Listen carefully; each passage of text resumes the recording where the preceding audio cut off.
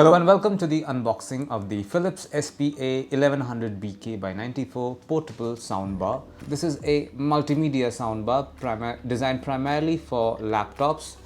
As it says over here, it has USB plug for power, and there's a photo of what the soundbar is going to look like as well. Once again, more or less similar information, played with MacBook and Windows. It comes with a 3.5mm audio connector and USB plug for power. That's more or less it. Let's open this box and show you what's inside. Here we go. This is what it looks like. There's a plastic layer as well. I'm going to remove this very quickly. There you go. So this is what the soundbar looks like.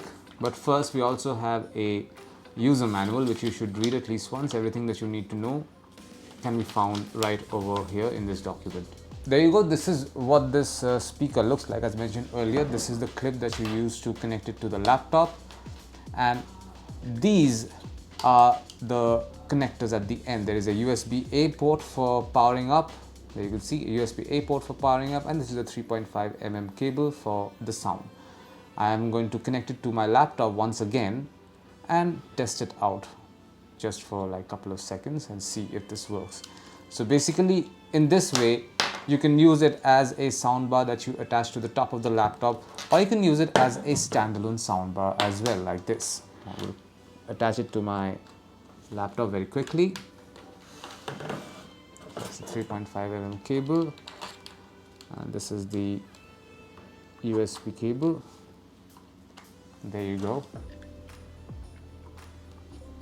Okay, there's no power button or anything, so this is how you power it on, through the by connecting it via the USB-A port.